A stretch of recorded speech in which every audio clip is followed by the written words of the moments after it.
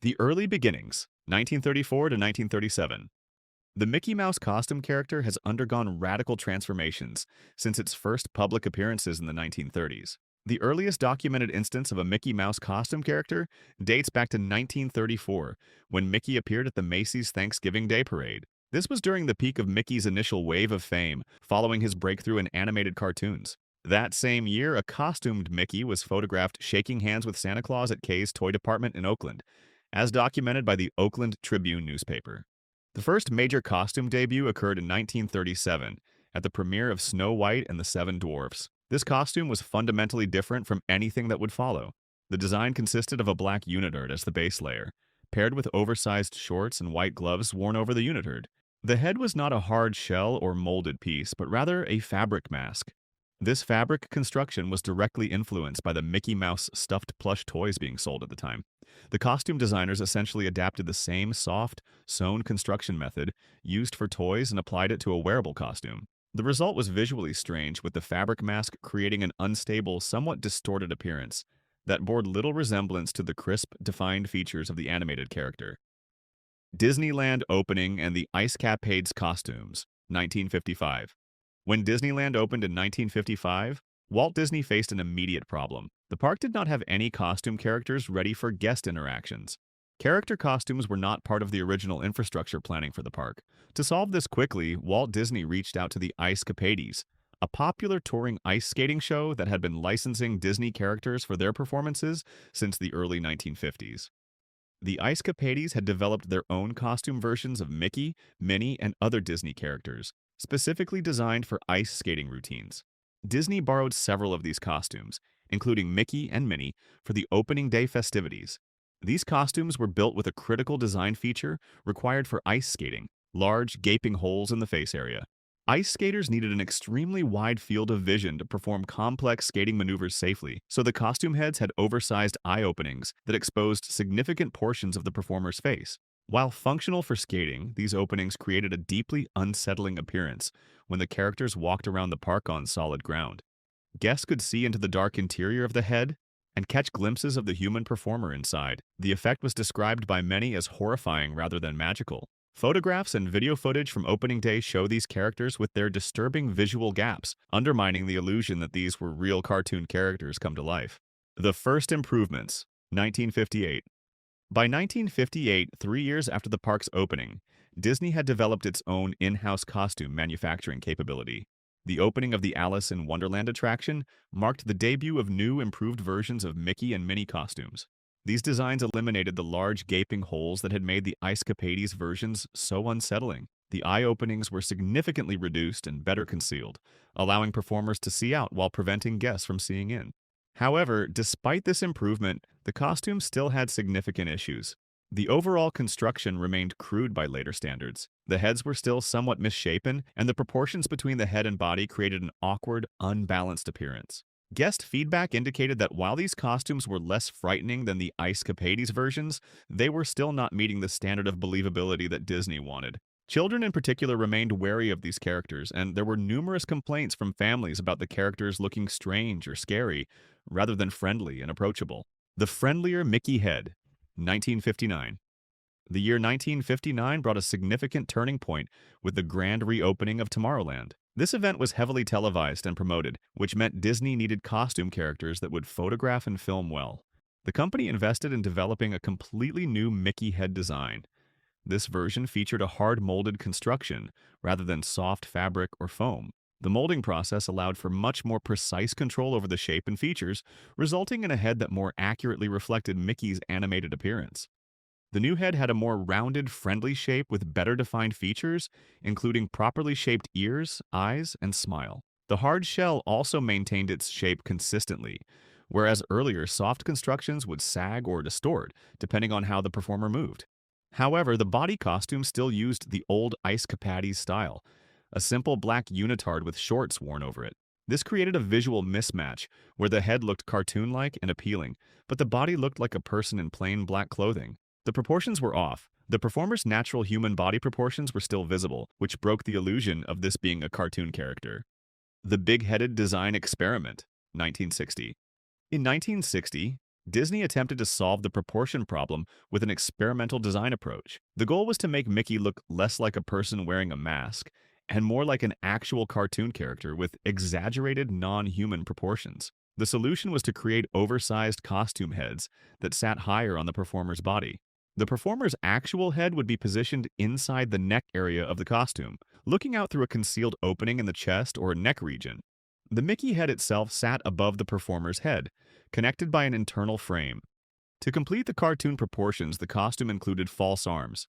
These were stuffed, doll-like appendages that hung from the shoulders and could not be controlled by the performer. The performer's real arms were hidden inside the body of the costume and could not interact with guests. The performer could wave the false arms slightly through body movements, but there was no articulation in the hands or elbows. This created a major problem. The character could not shake hands, high-five children, sign autographs, or engage in any meaningful physical interaction with guests. The design received overwhelming negative feedback. Guests found the lifeless, floppy arms disturbing. Children would try to hold Mickey's hand, only to find it completely unresponsive. The face was also constructed from soft rubber that would flex and distort as the performer moved, creating an inconsistent and sometimes unsettling appearance. The inability to interact physically destroyed the believability of the character experience. Disney quickly recognized this design as a failure.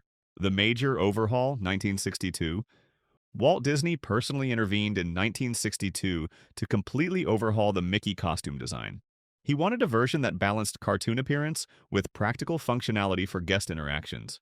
Walt specifically recruited Paul Castle, a 4'6" performer from the Ice Capades, to become the model Mickey performer. This decision established a new standard. Mickey and Minnie would be portrayed by shorter performers to create more realistic proportions and a height that was less intimidating to children. The 1962 design featured several critical improvements.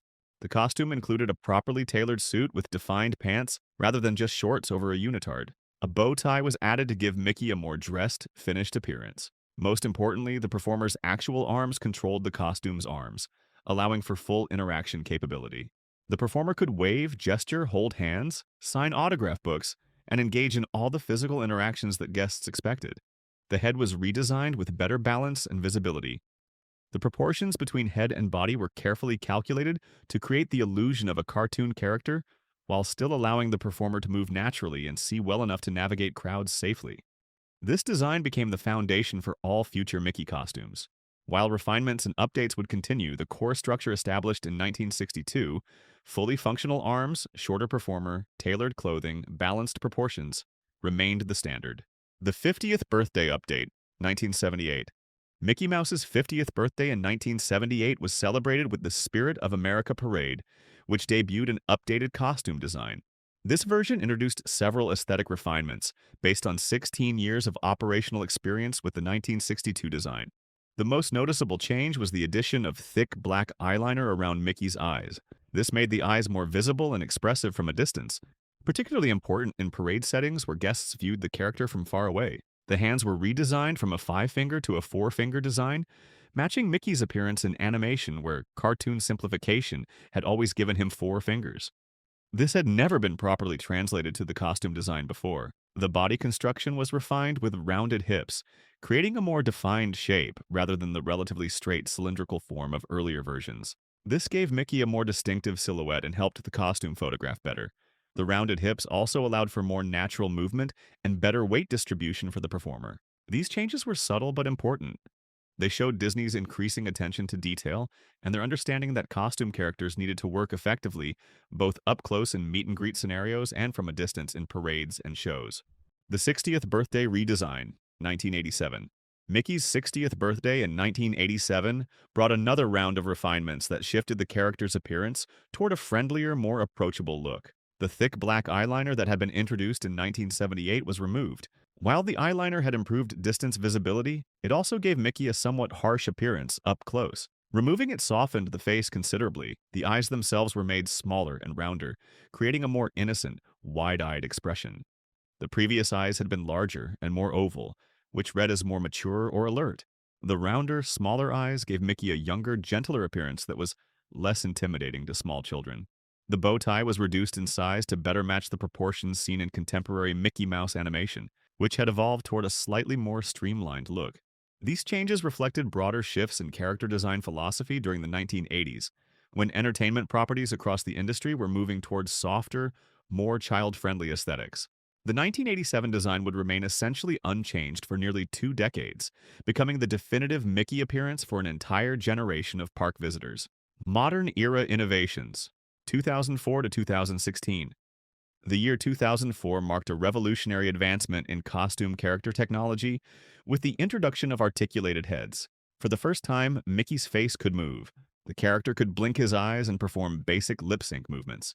This was achieved through internal mechanisms controlled by the performer, typically using buttons or triggers hidden inside the costume. The articulation was limited but effective. It added just enough movement to make the character feel more alive, without requiring complex animatronics that would be too heavy or fragile for daily park operations. This technology enabled a new type of guest experience: interactive talking, Mickey Mouse meet and greets, debuting in the Magic Kingdom. These encounters used a two-way mirror system installed in the costume head combined with a concealed performer in an adjacent room who provided Mickey's voice. The performer inside the costume could see the guests through the two-way mirror, while guests saw only Mickey's face.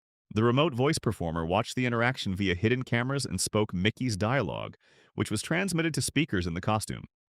The character performers synchronized their movements and lip-synced to match the dialogue. This created the illusion of having a full conversation with Mickey Mouse. Guests could ask questions and receive personalized responses in Mickey's voice. Children could tell Mickey their names, their favorite rides, what they wanted for their birthday, and Mickey would respond appropriately. This was a massive leap in interactivity and emotional engagement.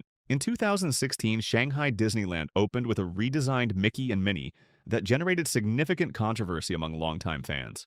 The head shape was altered with a more elongated oval appearance. The eyebrows were positioned much higher on the head, and the eyes were made thinner and more oval-shaped rather than round.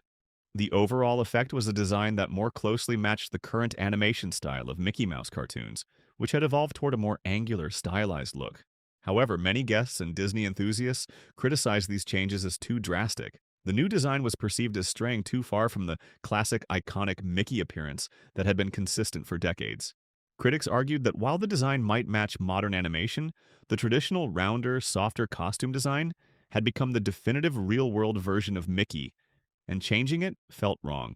Despite the criticism, Shanghai Disneyland retained this design, though other Disney parks worldwide have maintained the more traditional appearance. And that's the complete evolution of Mickey Mouse costume characters in Disney parks, from a fabric mask in 1937 to interactive, talking characters with articulated features. What started as borrowed ice skating costumes with horrifying face holes transformed over decades into one of the most sophisticated characters costume programs in the world. I'll be breaking down more Disney park histories just like this one, so if you love these deep dives, make sure you stick around. Don't forget to hit that subscribe button if you haven't already. Thanks for watching, and I'll see you in the next one.